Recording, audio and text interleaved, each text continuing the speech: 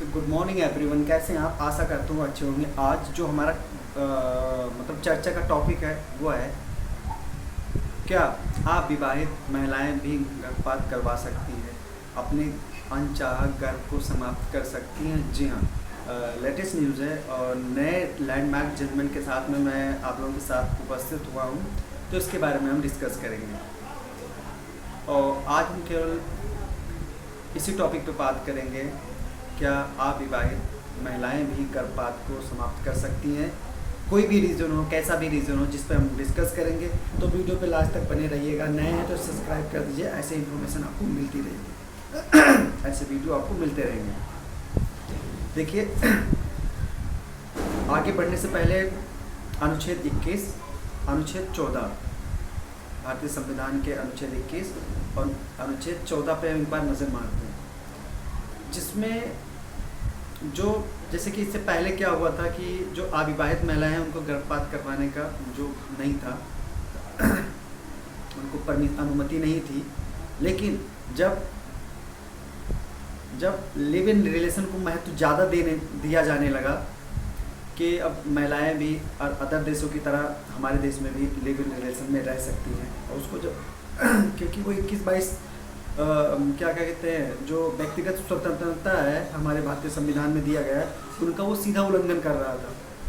तो जब live in relation को महत्व दिया जाने लगा, तो चूँकि अब जो ये एक्ट था, जिस एक्ट का नाम है टर्मिनेशन ऑफ प्रेगनेंसी एक्ट, ठीक है, इसकी वजह से क्या हुआ, उन चीज़ों में दिक्कत आने लगी।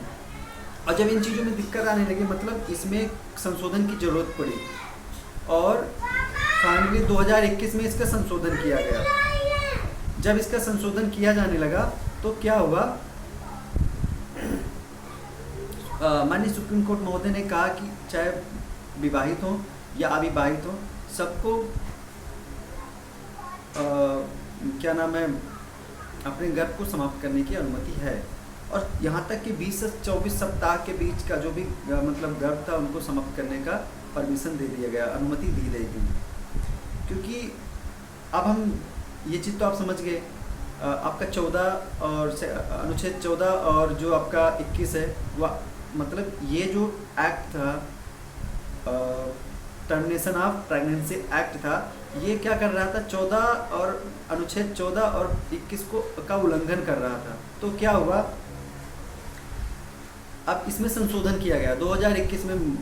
माननीय उच्चतम न्यायालय ने, मतलब सुप्रीम कोर्ट महोदय ने इसमें संशोधन करने की बात कही 2021 में।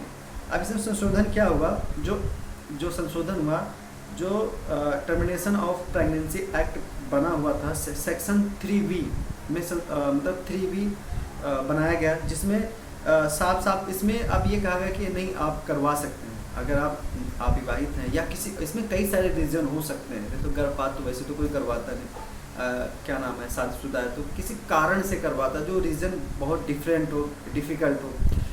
जैसे क्या होता है, माँ बहुत ज़्यादा कमज़ोर है और डॉक्टर जो विशेषज्ञ हैं उनके परामर्श के हिसाब से बच्चे को जन्म देना माँ के लिए बहुत ज़्यादा नुकसानदायक हो सकता है, तो ऐसी सिचुएशन में आ सकता है।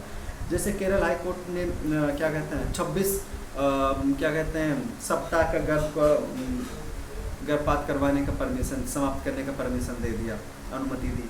कलकत्ता हाई कोर्ट ने 35 सप्ताह का गर्भपात करवाने की अनुमति दे दी।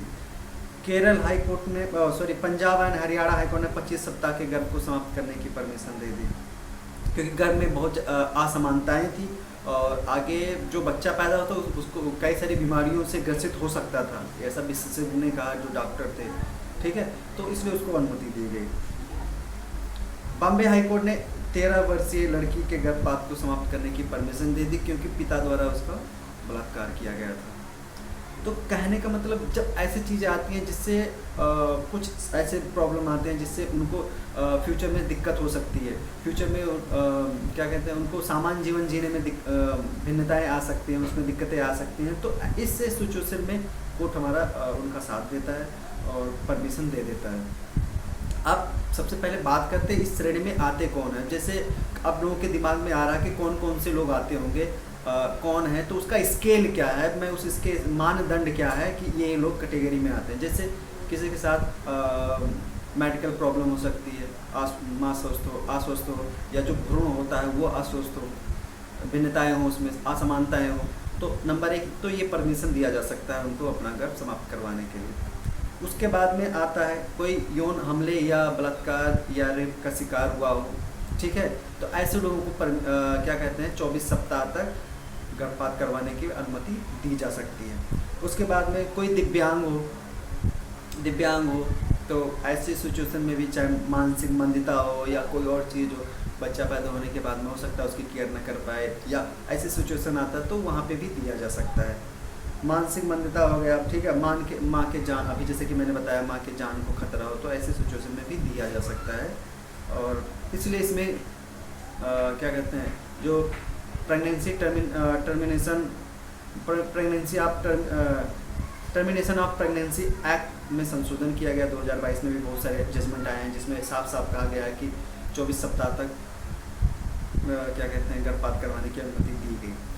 क्योंकि अगर नहीं दी जाती, आप सोच लीजिए, अगर इन सबको अगर हम साइड रखते हैं, अगर हम थोड़ा बात करते हैं, अगर क्योंकि ये जो एक्ट बनाया गया था पहले, जो टर्मिनेशन ऑफ प्रेगनेंसी एक्ट बनाया गया था, इसमें क्या हुआ था, इसमें खाली जो विवाहित महिलाएं थी उनके बारे में, उनके ही अधिकार के बारे में लिखा गया था, उन्हीं को दिया गया था कि गर्भपात करवा सकती, कितने दिन का करा, सारे रूल बनाए गए थे। अब चूँकि लिव इन रिलेशन का कुछ ज़्यादा ही चलन चल रहा है, तो अब जो लिव इन रिलेशन बनाया गया है उसमें क्या कर रहा है, वो उसको वायलेट कर रहा था। तो ये जो टर्मिनेशन ऑफ प्रेगनेंसी एक्ट बना था वो क्या कर रहा था, उनको वायलेट कर रहा था। तो इन्होंने क्या किया, 3B क्या मतलब उसमें अमेंडमेंट किया 2022-21 में, बड़ा अमेंडमेंट लाए, और उसमें ये नियम बनाया गया कि अब ऐसा होगा कि जो अविवाहित हैं वो भी प्रेगनेंसी को समाप्त कर सकती हैं, ठीक है, और उसमें कई सारे नियम बनाए गए हैं। अगर आपको ये वीडियो समझ में नहीं आई होगी तो आप मुझे कमेंट बॉक्स में कमेंट कीजिएगा, और मैं इसका विस्तार से वीडियो बना दूंगा, क्योंकि टाइम कम है, अभी मुझे कोर्ट के लिए निकलना है, तो इसलिए मैं ज़्यादा टाइम नहीं दे पा रहा हूँ। फिर मिलूँगा एक नई वीडियो का, जब तक के लिए जय हिंद।